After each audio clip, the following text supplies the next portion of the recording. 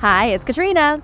You won't believe how many heists are being pulled off all the time. Keep watching for the craziest heists and daylight robberies that are actually kind of impressive. Even the authorities have no idea where to even start looking for these jewelry thieves who've gotten away with millions in just seconds. Robbery in 27 seconds. In July of 2013, in the middle of broad daylight, a thief with a gun walked into a luxury hotel in Cannes and walked out with about $136 million in gemstones. It was one of the biggest jewel heists ever pulled off in Europe. The thief wore a mask and gloves, and he carried a briefcase in one hand. He strolled nonchalantly into the Carlton Hotel just before noon. He definitely knew what he was doing because on that fateful day, there was a diamond exhibition.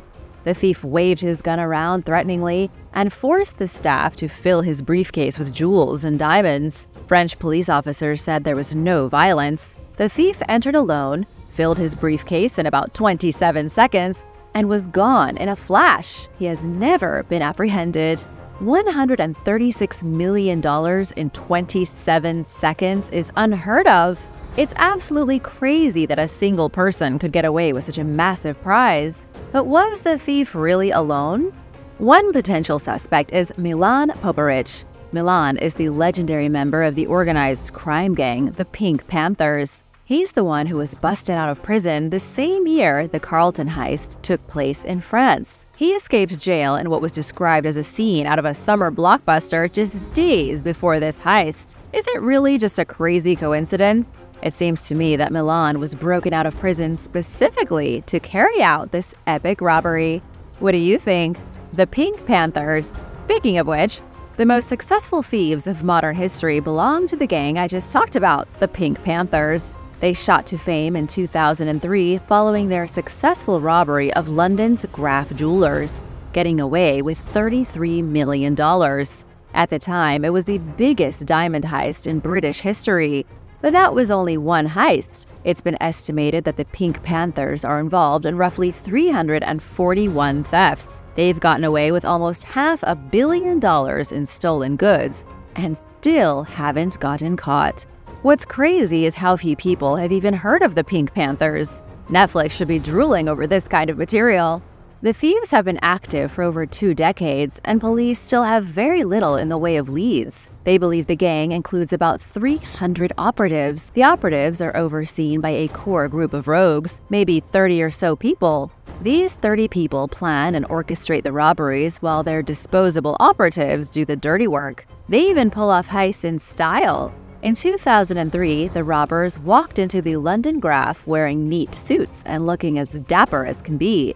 Then they pulled out guns and told everybody to get down on the ground. They smashed display cases and made off with loot on electric scooters. This all happened in the middle of the day. One of the most valuable pieces they took was a 114-carat yellow diamond worth $29 million. Less than a year later, they hit Tokyo and made off with $33 million again. In 2007, they hit Dubai, scoring only $3.4 million. They struck again in Switzerland in 2013, this time breaking one of their members, Milan Popovic, out of prison. The Pink Panthers rammed the gate with a car, fired AK-47s at the guards, then escaped with Milan. In 2018, the group struck again in Italy. In the middle of the day, the thieves robbed jewelry from an exhibition with priceless treasures from the ancient Mughal Empire. Here, they made around $1.7 million. This is one of the most sophisticated crime syndicates in the world currently still in operation. Ron Noble, the former Secretary General for Interpol, said the Pink Panthers are much different than other crime organizations. Nobody has any idea who is where in the structure of the group. There's definitely a hierarchy, but the boss is a total mystery. There's a kingpin somewhere, but international police don't know who it is. It apparently takes years to choose the proper operatives to go on specific jobs. This is a global syndicate of highly skilled thieves that even in 2023 are untouchable. And now for number 6. But first, it's shoutout time! I want to give a big thank you to Vibe Striker and Russ Aimino for supporting this channel. Be sure to subscribe if you haven't already for more videos like these. The Isabella Stewart Gardner Museum Theft. One of the greatest museum thefts of the modern age happened in the early morning hours of March 18, 1990. At the Isabella Stewart Gardner Museum in Boston, two men entered the building pretending to be police officers. The guards at the museum let them in, only to find themselves tied up and defenseless. Over the next 60 minutes, the thieves looted the museum for priceless artifacts. They got away with 13 fantastic works of art, valued somewhere between $200 million and $500 million at the time. Though, as the years have gone by, the price continues to increase. Soon, the total amount for these paintings could be estimated at almost $1 billion. The most valuable of all the works stolen was the Concert by famous Dutch painter Vermeer, who lived between 1632 and 1675. In 2015, the painting was given a worth of roughly $250 million. Experts have called it the most valuable stolen item in human history. Thieves also stole works from Rembrandt, and they took a beaker used to serve wine 3,200 years ago in China during the Shang Dynasty. One of the strangest aspects of the crime is that the thieves clearly understood which pieces were valuable, but at the same time, they didn't. The ancient wine beaker from China is only worth a few $1,000s. They walked right past paintings worth millions and stole sketches from French artist Edgar Degas that are worth very little. Experts have been puzzled by the weird mix of items. Some of the paintings were hugely expensive. But others were not worthless, of course, but not worth as much as the others. To this day, nobody knows who was behind the theft. It's been attributed to the mob or a secret crime syndicate like the Pink Panthers. People have also blamed legendary gangster Whitey Bulger and even the Irish Republican Army. But with almost nothing in the way of evidence, the case is still cold 30 years later. If you want to learn more, check out the documentary on Netflix called This Is a Robbery, or if you've seen it, let me know what you thought about it in the comments below. The California truck stop heist. In a 2022 highway robbery, a group of thieves stole $100 million in rare jewels. The LAPD were left baffled while the thieves were left filthy rich. All they had to do was rob a Brinks truck at 2 o'clock in the morning. It took them 27 minutes to steal the cash. I say cash, but it was really gems and jewels. Police believe the thieves tracked the truck from the International Gem and Jewelry Show in Northern California to a truck stop in Los Angeles. On July 11th at 2 a.m., the truck was attacked at the Flying J truck stop along Interstate 5. The thieves easily bypassed the locking mechanism undetected. They transferred the gems and jewels into a storage container, then hauled it away. The whole plan went off without a hitch. The thieves were gone with the loot before the drivers even knew they had been robbed. They were at the truck stop taking a quick break when the thieves hit them as silent as thieves. This happened over a year ago, and there has been nothing new about it in the news. The thieves appear to have gotten away free with gold, diamonds, emeralds, designer watches, and shimmering rubies. You would think there'd be a way to track all of this, but apparently not. The biggest Costa Rican bank robbery. In November 2023, just days before making this video, authorities in Costa Rica detained 8 people in connection to a heist. The heist involved the largest commercial bank in the country and the theft of about $6 million. It was the biggest crime ever committed in the 109 years that the National Bank of Costa Rica has been functioning. The 8 people detained were all employees at the bank. It was an inside job. The bank's legal director was also detained, with all of the suspects accused of embezzlement, money laundering, and facilitating theft. Not every heist needs to be brazenly done in the daylight. This one in Costa Rica was done stealthily through secretive operations, but it didn't work out for those involved. The missing money was initially detected in August during internal audits within the bank. The main suspect turned out to be a bank employee at the lowest level. He had figured out where the security cameras were in the building.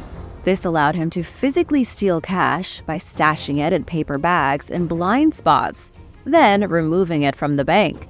The robber was supported by others who tried to cover his tracks.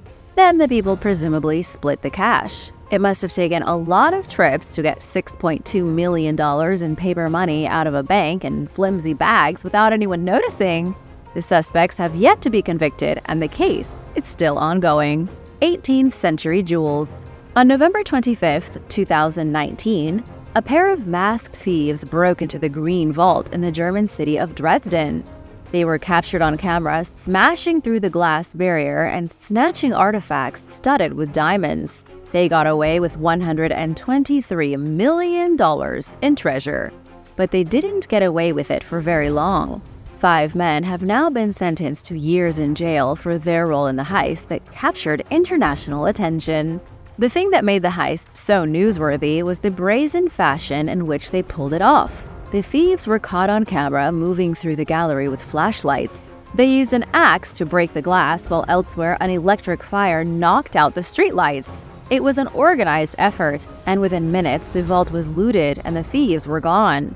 Although the thieves have been caught, only some of the loot has been found. The rest of it is surely stashed somewhere. The Green Vault is not your ordinary bank vault. It's filled with historical jewels and ornaments from the ancient past that cannot be replaced. The vault has bowls that have been carved from crystal, jeweled figurines fashioned by the hands of an artisan centuries ago. There is even a goblet made from gilded ostrich egg. But the most famous piece in the collection is the Dresden Green, a perfect green diamond of 41 carats. The Dresden Green just so happened to be on loan to the Metropolitan Museum of Art in New York City during the heist in 2019. But it didn't matter. The thieves got away with nearly 1,000 less impressive diamonds. California crime wave. California has been experiencing an unprecedented surge in organized crime in the last few years. Law enforcement officials seem powerless to stop it. Much of the crime is focused in San Francisco, but it's really a problem across all of California's big cities. You may have seen cell phone footage online of masked robbers swarming a store, ransacking it within seconds, and then scattering through the streets. Footage like what happened at the Westfield Topanga Mall on August 12, 2023. You can still find the video online of a mob of thieves storming a Nordstrom. The security guards were bear sprayed and shoppers ran for their lives as glass smashed and people screamed. Merchandise was snatched off the shelves. Then the thieves sped away in sedans with their license plates blacked out. It took only a few minutes for roughly $100,000 in luxury goods to be stolen. What happened at Nordstrom is only one example of a much more widespread problem. Other examples include Bloomingdale's being ripped off for $48,000, a Gucci store in Costa Mesa being taken for $100,000, even an Yves Saint Laurent boutique being looted for stuff worth $300,000. California recently allocated $256 million into funding to stop the organized retail crime wave. It's not just stores that are being robbed, but people's cars as well. There are groups doing smash and grabs in broad daylight. But who or what is behind the sudden increase in these types of crimes? There are a few different things you might not know that are making the crimes worse. For example, since 2021, shoplifting has been decriminalized. What that means is that anyone caught shoplifting can easily be released from jail without bail. It's little more than a misdemeanor crime. There also appears to be somebody organizing the flash mobs, though police don't know who. The phenomenon seems to be a mixture of shoplifting being punished extremely lightly and a new criminal kingpin. The high-altitude robbery. Not all heists and robberies are for millions of dollars. A very unusual high-altitude heist was just pulled off in Switzerland. Thieves committed a robbery at 8,000 feet above sea level. They traversed dangerous gorges on thin steel cables so that they could steal money from a charity collection box. The charity box is the same kind of box you see at a fast food joint.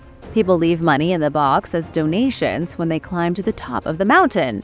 But in the summer of 2023, a daring group of thieves smashed the box and emptied its contents. To do this, they maneuvered up the Gemmi Pass above Lugerbad village. They didn't go the normal way, though, instead climbing the extremely dangerous route. It's the route only used by the most experienced climbers.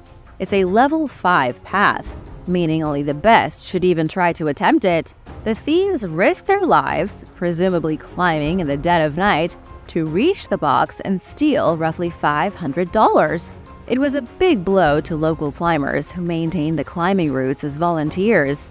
The donations are used to purchase supplies to keep the mountain safe for visitors. Everybody was shocked that thieves went through so much trouble to pull off such a small but insulting heist. Thanks for watching!